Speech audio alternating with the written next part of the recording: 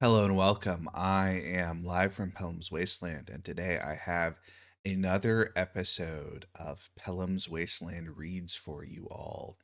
This time, the I not necessarily highly anticipated, but a book that I read recently and have been thinking about a lot, and have waited a couple weeks to do an episode on, just so I can kind of sort through some of my thoughts. But this is Porius by John Cooper Powys. And I'm hoping that that's how you pronounce his name, because Cowper sounds really silly. And maybe it's more like Powys. Anyway, I'm going to call him John Cooper Powys. And if that's wrong, I'm sorry. Um, who was a immense talent, a writer of a number of different books, of which I have only read a couple.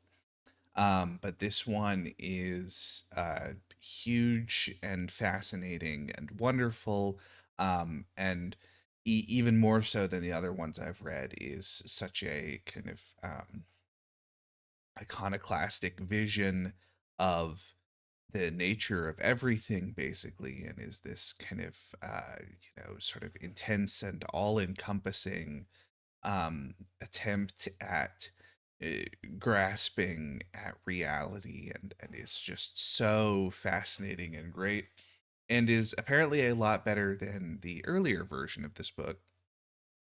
um, Book was published first in 1951, and there was the earlier version, which was um, it was shortened, it was cut down because of what his publisher wanted to do with it, I guess.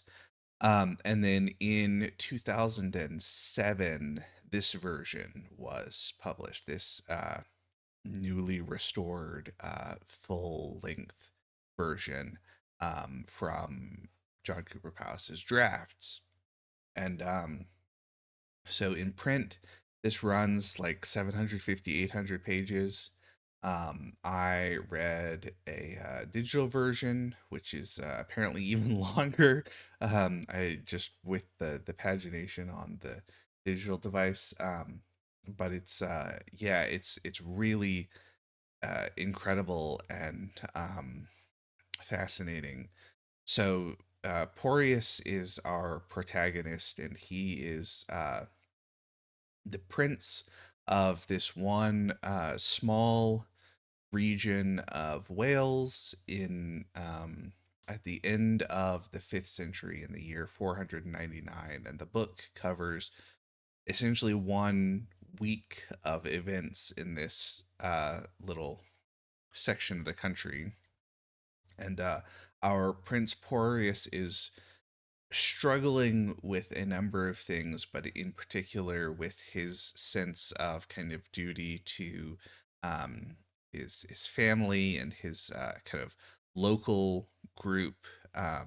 He has a foster brother who's his cousin, and another cousin who he is betrothed to, and he is struggling with his duty between this kind of small portion of the world that he is familiar with at the age of 30, and his sort of duty to the larger British organization, the Emperor Arthur, who is asking for troops to fight the Saxons, as well as the Byzantine Emperor in Constantinople, who desires someone to come and discuss the potential canonization of a religious figure named Pelagius, who figures in a fair bit of kind of earlier Christian theological debate,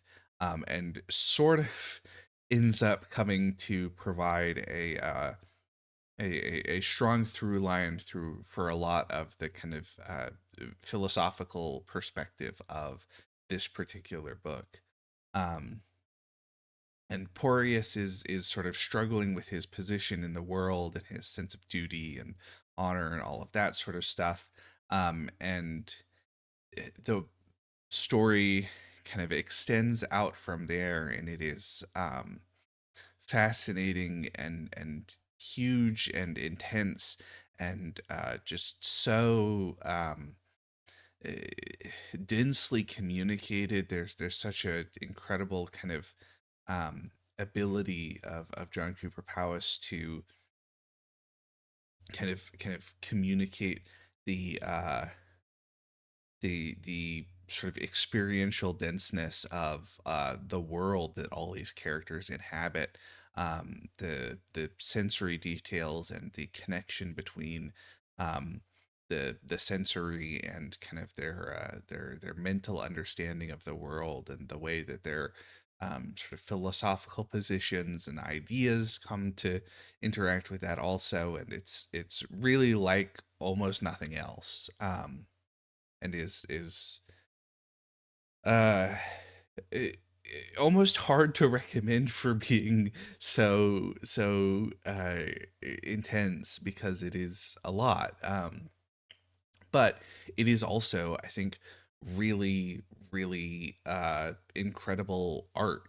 This is just the art of literature in a refined and rarefied form. This really remarkable and unique novel, that is huge and is about so many different things, but is also sort of at its core about something that is, I think,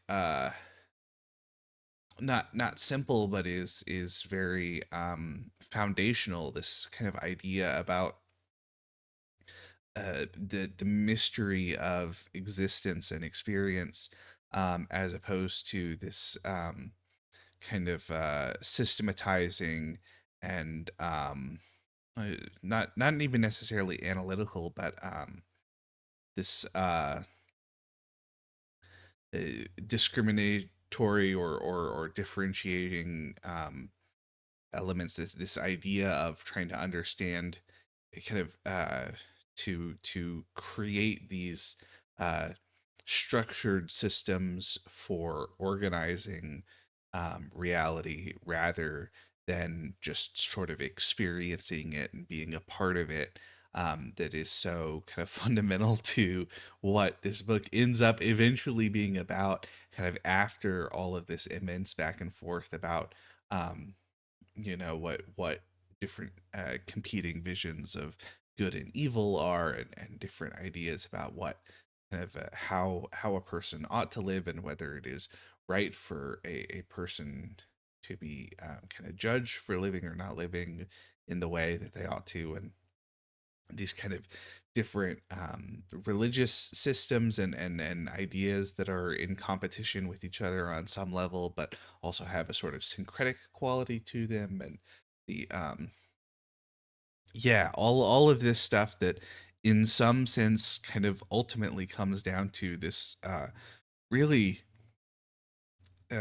just fascinating and beautiful evocation of the value of kind of the mystery of existence, that is so wonderfully laid out in this particular book.